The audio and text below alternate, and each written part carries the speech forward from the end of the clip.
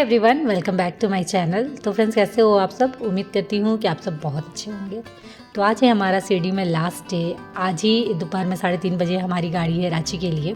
तो आज ही हमें यहाँ से निकलना होगा अपने घर के लिए। लेकिन सच बोलूँ ना, घर की बहुत याद आ रही है। इस बार वाली वेकेशन बहुत अच्छी रही। इस बार की जो छुट्टियाँ हमने बिताई ना, इस बार का जो न्यू ईयर हमने सेलिब्रेट किया, बहुत अच्छा रहा। बट अब घर से निकले हुए इतना टाइम हो गया है ना, तो अब घर की बहुत याद आ रही है। तो अभी सुबह का समय था और हमें पीनी है ना एक अच्छी सी चाय। तो हम आ गए हैं द्वारावती, जो आश्रम है हमारा, उसी के जस्ट नीचे चाय, कॉफ़ी, दूध आप जो चाहोगे ना सब मिलता है यहाँ। और रेट भी काफ़ी अच्छा है। 2 रुपये में आपको चाय मिलेगी, 3 रुपये में आपको कॉफ़ी मिलेंगे, और दूध जो है, मिल्क जो है, वो भी आपको 3 रुपये में ही मिलनी है और बहुत अच्छा मिलता है। तो वहाँ हमने चाय लिया और उसके बाद हम आ गए थे कुछ नाश्ता करने।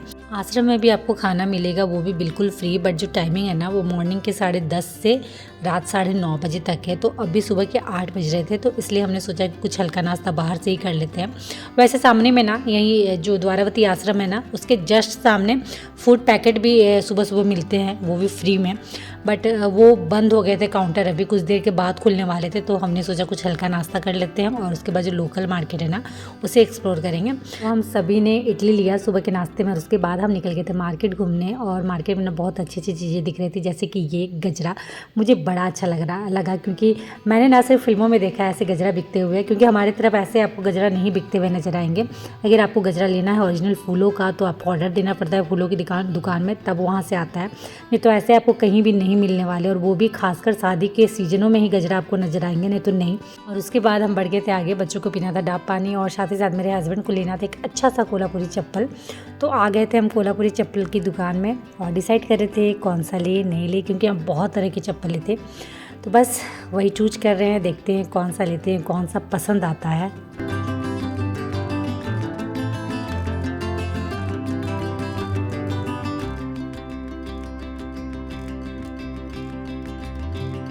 तो फाइनली थोड़ी बहुत जो मार्केटिंग करनी थी वो कंप्लीट हमने कर लिया था। वापस आ गए थे हम अपने रूम में, क्योंकि अभी थोड़ी देर रेस्ट करेंगे, उसके बाद फिर निकल जाना है स्टेशन के लिए। और स्टेशन यहाँ से आधे घंटे की दूरी में है, तो इसलिए अभी थोड़ा सा रेस्ट करना है, क्योंकि आज ट्रेन में, कल पूरा दिन ट्रेन में, और कल रात में जाके हम पहुँचेंगे अपने घर।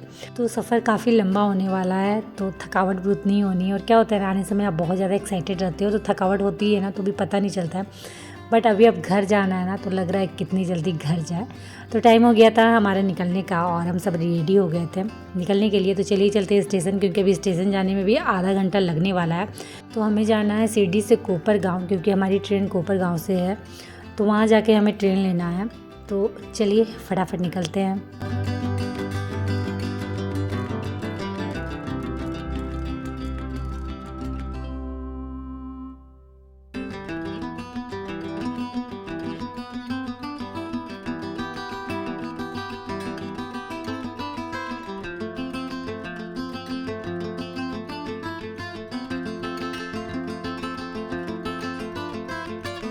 फाइनली हम आ गए थे कोपरगांव स्टेशन। छोटा सा स्टेशन है, बहुत ज़्यादा बड़ा स्टेशन नहीं है। और हमारी ट्रेन आने वाली थी 3:30 में, बट अभी यहाँ आने के बाद पता चल रहा है कि आधे घंटे लेट चल रही है ट्रेन। तो अभी यहाँ पहुँचेगी 4 बजे। तो तब तक वेट करते हैं ट्रेन का। और सच बोलूँ ना, स्टेशन में वेट करना मुझे बिल्कुल नहीं पसंद है, बट कोई ऑप्शन नहीं है। और ठंड के समय में अधिकतर ऐसा होता है कि ट्रेन लेट चलती है, खासकर जहाँ बहुत ज़्यादा कुहासा, फॉग होता है ना, वहाँ तो बहुत ज़्यादा ट्रेन लेट चलती है। तो वेट करने के अलावा हमारे पास कोई ऑप्शन भी नहीं है, तो बैठ के यहाँ वेट करते हैं, देखते हैं हमारी ट्रेन कब आती है। तो फाइनली ट्रेन आ गई थी और हम फटाफट उसमें बैठ गए थे, क्योंकि 3 मिनट से ज़्यादा ना कोपरगांव में रुकती नहीं है ट्रेन। तो फाइनली हमारी छुट्टियां ख़त्म हुई और हम निकल पड़े हैं अपने घर के लिए। तो चलिए चलते हैं घर।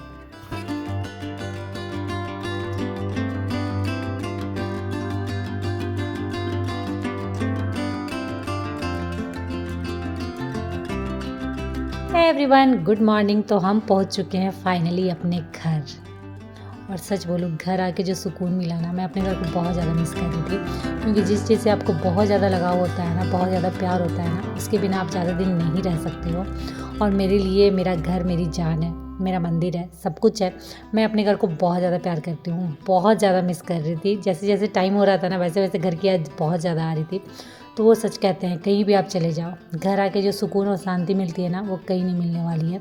भले ही आप कितना भी घूम लो, लेकिन घर आने के बाद सच में बहुत ज़्यादा सुकून मिलता है। तो फाइनली घर आ गई थी, बट घर की हालत बहुत ज़्यादा ख़राब थी, क्योंकि घर से अगर आप 2 दिन के लिए भी चले जाओ ना तो घर में इतनी ज़्यादा गंदगी हो जाती है, बोलो मत। तो मैं तो 1 सप्ताह के लिए गायब थी।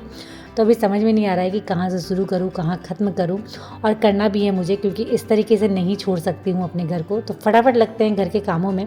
तो बच्चों को मैंने स्कूल भेज दिया था और उसके बाद अभी इत्मीनान से अपने घर के क्लीनिंग डस्टिंग वाले काम में लगूंगी। तो सबसे पहले ना इस सोफ़े को क्लीन करती हूँ, क्योंकि बहुत ज़्यादा डस्ट हो गया है, और जो थ्रो मैंने यूज किया है, जो कवर मैंने लगाया था, उसे भी हटाना है, क्योंकि वो भी बहुत ज़्यादा गंदा हो रखा है।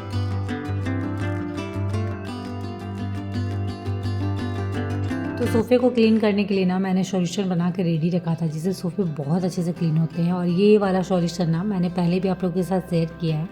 तो अगर किन्हीं को जानना है, अगर कोई जो नए सब्सक्राइबर है जिन्हें जानना है कि सोफ़े को कैसे अच्छे से क्लीन कर सकते हैं, तो प्लीज़ आप कमेंट करिएगा, मैं आंसर ज़रूर दूँगी। तो चलिए फटाफट सोफ़े को क्लीन करते हैं, क्योंकि सोफ़ा बहुत ज़्यादा गंदा हो रखा था और बहुत ज़्यादा डस्ट लग रहा था। तो इस वाले सॉल्यूशन से सोफ़े बहुत अच्छे से क्लीन होते हैं, मेहनत भी ज़्यादा नहीं लगती है, और वापस से चमक आपके सोफ़े में वैसे ही आ जाती है। जस्ट मैंने सोफ़ा क्लीन करना स्टार्ट ही किया था, और अभी आधा ही सोफ़ा मैंने क्लीन किया था। और ये आप देख सकते हो सोफ़े में कितनी गंदगी हो रखी है, सब कपड़े में आ गई। जो येलो येलो दिख रहा है ना, वो है एक्चुअली डस्ट जो सोफ़े में पूरा बैठा हुआ था। पता नहीं कपड़े में उतने अच्छे से पता चल रहा है कि नहीं चल रहा है, बट सच में सोफ़ा बहुत ज़्यादा गंदा हो रखा था। तो फाइनली सोफ़े को मैंने बहुत अच्छे से क्लीन कर लिया, और पहले से अब बहुत बेटर लग रहा है कि हाँ सोफ़ा क्लीन हो चुका है। तो चलिए ये वाला सोफ़ा तो बहुत अच्छे से क्लीन हो गया था, और अब चलते हैं 2 सीटर वाला जो सोफ़ा है उसे भी क्लीन कर लेते हैं।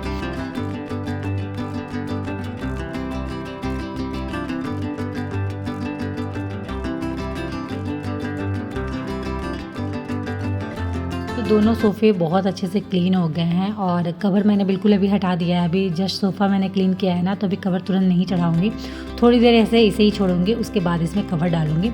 उसके बाद ना साइड में जो कॉर्नर में मैंने फ्लोर लैंप रखा है उसे भी पोंछ लेती हूँ, क्योंकि रखी रखी कोई भी चीज़ें ना गंदी होनी है, डस्ट जाना ही है। तो उसकी भी क्लीनिंग कर ली, डस्टिंग कर ली, और उसके बाद ये हमारा प्यारा सा छोटा सा coffee table, tea table, centre table, कुछ भी आप बोल सकते हो, जिसके बारे में बहुत सारी क्वेरी आती है, बहुत सारे मैसेज आते हैं, और आप सब बहुत ज़्यादा पसंद करते हो।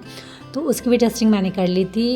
एंड उसके बाद आ गई हूँ अपने बेडरूम में, क्योंकि जितने कपड़े हम लेके गए थे ना, अब बारी थी उन सारे कपड़ों को निकालने की और वॉशिंग मशीन में डालने की। तो वही मैं निकाल रही थी। पहले ये जो छोटा वाला बैग है ना, इससे सारे कपड़े निकालते हैं, उसे वॉश करके पहले सुखा लूँगी। देन उसके बाद फिर जो बड़ा वाला लगेज है ना, वहाँ से कपड़े निकालूंगी, क्योंकि एक बार पॉसिबल नहीं होना है, नहीं तो क्या होगा ना, सारे कपड़े बाहर निकल जाएंगे और भी ज़्यादा घर मेसी लगेगा। तो इसलिए अभी उसे ना उसी लगेज में छोड़ती हूँ। पहले छोटे वाले जो बैग है उसके सारे कपड़े वॉश कर लेती हूँ, उसके बाद फिर बड़े वाले लगेज से कपड़े निकालूंगी। और मौसम भी ना कुछ खास अच्छा है नहीं, तो अगर मैं कपड़े धो भी दूँ ना सारे, तो सुखाने में बड़ी दिक्कत होने वाली है। तो इसलिए धीरे धीरे करके सारे कपड़ों को धोऊंगी। तो चलिए धीरे धीरे करके मैं ट्राई कर रही हूँ ना कि सब रूम को थोड़ा थोड़ा क्लीन कर लूँ, थोड़ा थोड़ी सभी की डस्टिंग कर लूँ, थोड़ा थोड़ा सबको अरेंज कर लूँ।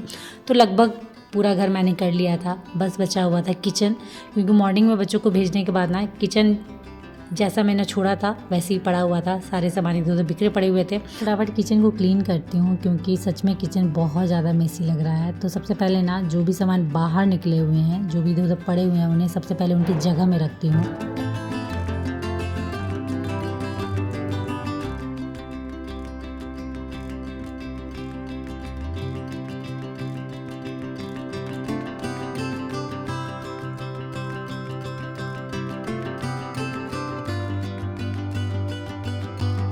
फ्लोर पे जितने भी सामान फैले हुए थे ना, उन सबको मैंने पहले सेट किया, और उसके बाद अब काउंटर टॉप की बारी थी। काउंटर टॉप में भी थोड़े बहुत सामान इधर फैले हुए हैं, तो उन्हें भी सेट कर लेती हूँ, तरीके से रख लेती हूँ, ऑर्गेनाइज करके रख लेती हूँ। तो ये है ना ऐसा जो मेरी मम्मी ने मुझे भेजा है, तो इसे भी मुझे रखना था। तो सबसे पहले इसे रखते हैं क्योंकि ये बहुत टेस्टी, बहुत यम्मी लगता है और बनाने में भी उतना मेहनत लगता है। तो मैं तो बहुत कम बनाती हूँ, मम्मी जब बनाती है तब मुझे भेज देती है, क्योंकि मुझे, मेरे हस्बैंड को, मेरे बच्चों को बहुत ज़्यादा ये पसंद है, बहुत यम्मी लगता है। और हमारे यहाँ ये बहुत ज़्यादा फेमस है, खासकर अभी जो मकर संक्रांति आ रही है ना 14 जनवरी, उस वक्त वो तो आप ये घर घर पाओगे, सभी के यहाँ लगभग बनता ही बनता है। तो चलिए इसे मैंने रख लिया था डब्बा में, और थोड़े से प्लास्टिक में ना नीचे वाले जो है ना वो टूटे हुए हैं, तो इसे रखती हूँ कटोरे में, क्योंकि ये टूट गया है ना, तो डब्बे में डालूंगी तो और भी ज़्यादा टूट जाना है। तो इसे बाहर ही कटोरे में रख देती हूँ ताकि कभी भी किन्हीं को खाने का मन किया ना लेके खा लेंगे। तो चलिए ये तो हो गया था, और अब बारी थी काउंटर टॉप की क्लीनिंग की, और साथ ही साथ सिंक में भरे पड़े हुए हैं बर्तन, उसे भी मुझे क्लीन करना था, तो फटाफट उसे भी क्लीन करती हूँ। और आज घर में इतने सारे काम है ना कि आज का जो दिन है ना वो भी छोटा पड़ जाना है। मतलब हम कहीं बाहर जाते हैं ना कुछ दिनों की छुट्टियों के लिए, तो मज़ा तो बहुत आता है, एक्साइटमेंट तो बहुत होती है, लेकिन आने के बाद ना फिर सारा लोड आप ही के माथे पे पड़ना होता है, क्योंकि घर की जो हालत रहती है ना वो आप सबको पता होगा। अगर आप 2 दिन भी घर छोड़ के जाते हो ना तो सच में घर की हालत बद से बदतर हो जाती है।